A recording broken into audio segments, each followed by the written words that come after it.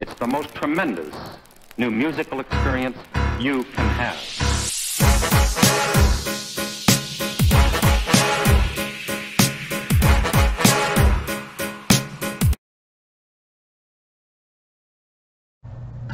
Hey, what's up, y'all? It's Logan, and I'm here bringing y'all this review to the newest Dababy album called My Brother's Keeper. Now, this is his second album this year and fourth album in 2 years. He really came on the scene strong with Baby on Baby back in 2019, last year.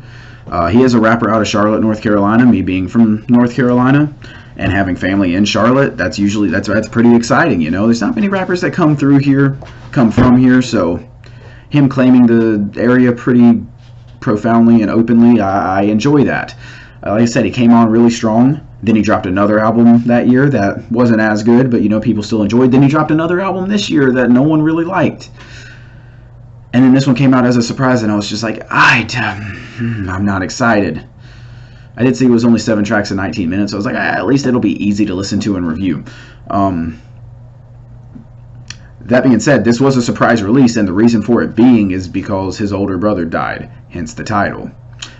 I didn't know that going into it. I found that out after my first listen. I'm not really big on hip-hop news for the most part, outside of when release dates are and if a rapper themselves die, not their family members. So when I found that out, I was like, dang, that's sad. And you really notice that on this album, EP, whatever you want to call it altogether. I'll go ahead and get into the pros. First off, it's very emotional and he gets very personal. I really enjoy it when artists are able to do that, and obviously I hate the reason that he's doing it. I never wish for anyone's family in general to die, especially, well, in this case it being his older brother, who, I mean, he's young, so I can't imagine his older brother's that old.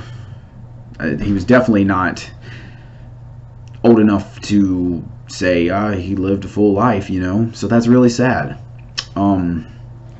But it shows through on this album EP, and that's a positive for the music anyways, you know. He really gets into a sad singing bag on some of the hooks, specifically on Brother's Keeper, and he has proven that sound works very well for him, specifically on songs like Rockstar and Sad-ish on his last album, Blame It on Baby, which that album as a whole, not good, but those were 2 of the good tracks on there. He tries out a new flow. He experiments some, since the hype trap flow wouldn't really fit the lyrics on this one. So he slows it down, lets his voice crack a little bit, showing the emotion. It's a really good change of style that really works on this EP to get across the message that he's trying to send. Now, as for the cons, there is one disappointing feature, which I mention later. Don't worry, I'll get to that. But there is one disappointing feature, which does stand out whenever that EP is shorter than 20 minutes. But not enough to drag it down entirely, I will say that. And then the other con, by the end, he's back to his normal sound. You know, it's like the first 4 tracks, 3 or 4 tracks, he's trying different sounds, but then by the last 3 at least, he's pretty much back to his normal sound. You especially notice this on Business, which is the second to last track.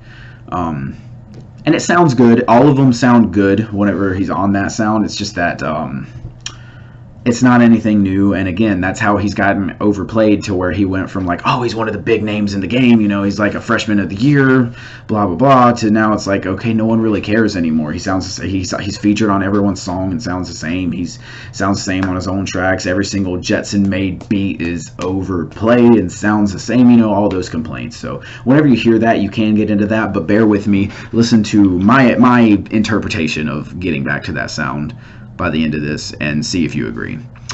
So first, I am going to do a track by track analysis, just because it's only 7 tracks and it's actually really deep. I mean, yeah, Dababy, deep project. Okay, I know how weird that sounds, but again, remember the concept of this EP.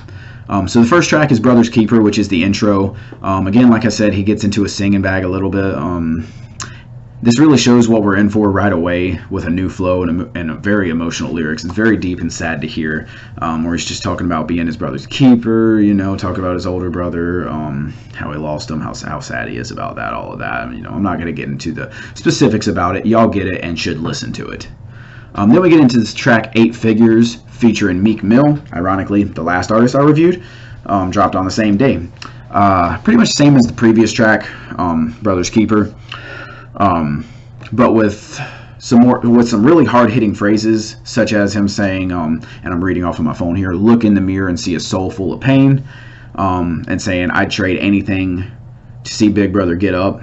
Of course, talk about how he's dead now. He just wants him to be alive, still wants him to be there, still wants to be close to him, all of that. Yeah, just still being really emotional, but showing a little bit more of the anger that he's feeling now.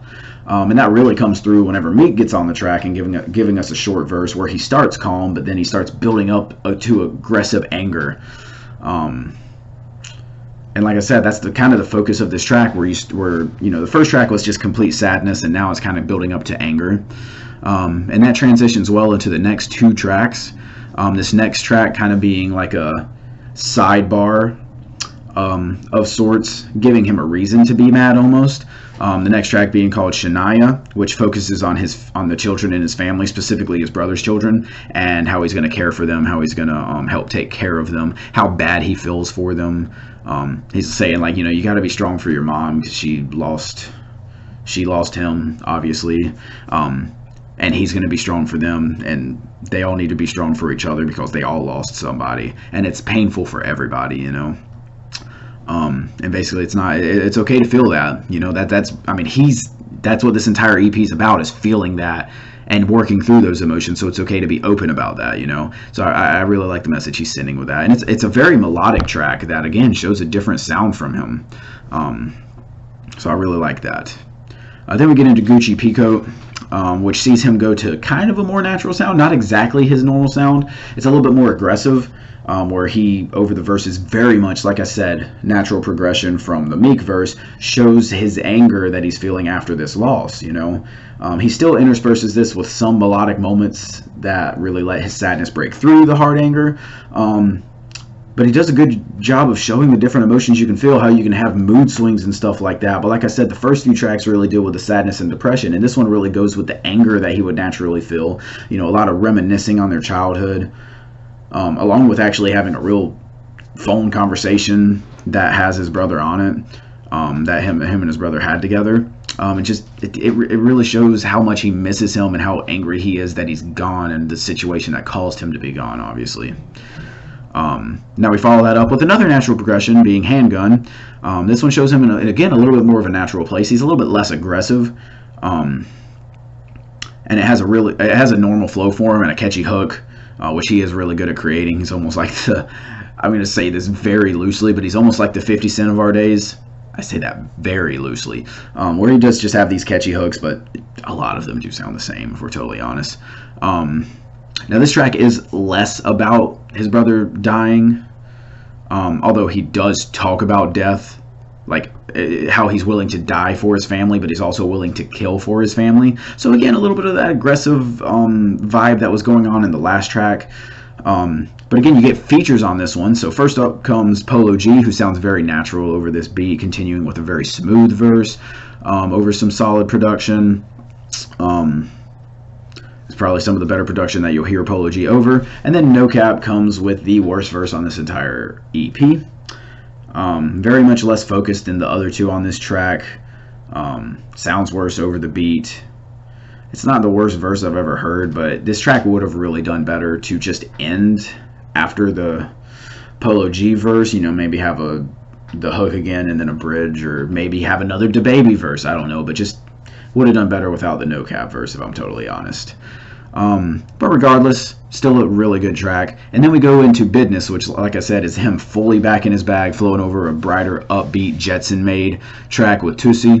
Dababy talks about life, his girl, his daughters, and where he is now, kind of being thankful for where he is. Tootsie also comes on sounding very smooth over the beat as well. Has some funny one-liners, including one saying that he took an OnlyFans girl and turned her into a star. I thought that was pretty funny. Overall, I mean, it's a pretty solid track. I don't see so much how it fits into this EP being specifically focused on the events. But regardless, I enjoy it. Like I said, he does talk about his family, so I get that. But overall, this song is the least focused on that out of all of the songs on this EP. And then finally we get to the outro track, More Money, More Problems, which again, like I said, is the final track. It sees him kind of continue his return to form. Another kind of natural sounding track for him, which can be seen as a disappointment. But if you look at the message of the album, I really think that this just seems to be him getting back to where he needs to be. He's being more confident than he was at the beginning, but he's also showing a higher level of maturity, you know, seeing the risks that come with where he is, obviously being More Money, More Problems. So I'm going to wrap up this entire EP into just one little excerpt. Well, let me just say, this shocked me first off, more than anything this year. Dababy dropping his second project this year after his first one being bad. Comes with a new flow, different sounding production, and especially some great storytelling and emotion. He always has some decent storytelling on some tracks, but they're really good for his standards. And then again, emotion. You saw a little bit of that on his last project, but this one obviously way more into it. Like I said, I feel for him that he lost his brother, and I'd much rather that have never happened and us just never get this project than what did end up happening. But at the end of the day, I am glad for him that he was able to use this as therapy. Obviously, it doesn't heal the scars that go along with losing your brother. That's terrible. I couldn't imagine. I mean, I'm an only child, so I literally couldn't imagine. But I could not imagine losing someone that close to me. But like I said, I am glad he was able to use this as therapy, as it seems each song gets him to a different stage of the grief process, going from the sadness and depression to the anger, and finally getting to acceptance, where he's back to who he was, but more mature at the end of it. Now, obviously, like I said, he still has those scars. He's still going to have stuff to clean up and deal with. I don't think that this short little EP is all it took to get over it. But I always enjoy it whenever artists are able to use a situation that bothered them or is still bothering them and create great music out of it. That's why I like artists like Lecrae, Kendrick Lamar so much, you know. And the fact that Dababy was able to do this is really impressive. I never thought I'd break down a Dababy album this deep. But man, I really loved it. Like I said, aside from going back to his normal sound, which can be seen as disappointing, although in the context of this, I don't think it's that disappointing. And then one disappointing feature choice in No Cap. I mean, this was great. This is not going to be in my top 10, maybe not even in my top 20. Definitely in my honorable mentions, I do believe. But it just gave me that feeling of enjoying and fulfillment in an EP that I've got to say this when I give my rating. I think this is an album of the year contender, 8 out of 10. Now, obviously, I've given out some 9s, some 9.5, so this isn't going to be album of the year, but just the way it made me feel, had this come out day one,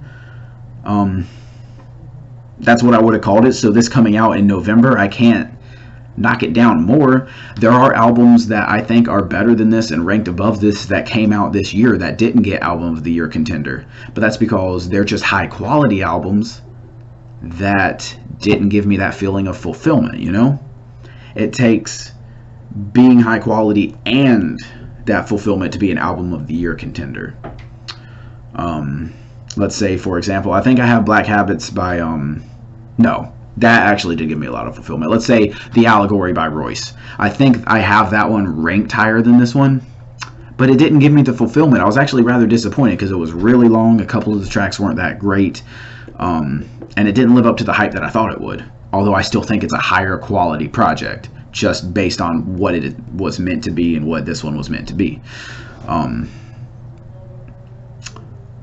like I said, this one gives me that fulfillment that makes me say, you know, I mean, if one of them was going to win album of the year, I'd prefer it be this one, if that explains it. I know that's a weird explanation, but that's just, at the end of the day, this is all about my opinion, and this is just a vanity project, right? Kidding. But that's just where I'm at on this, you know. Really enjoyed it, really would highly recommend it. If you like Dababy, this is his best project by far. If you don't like Dababy, give this one a shot because he's doing something different, you know. I really enjoyed it.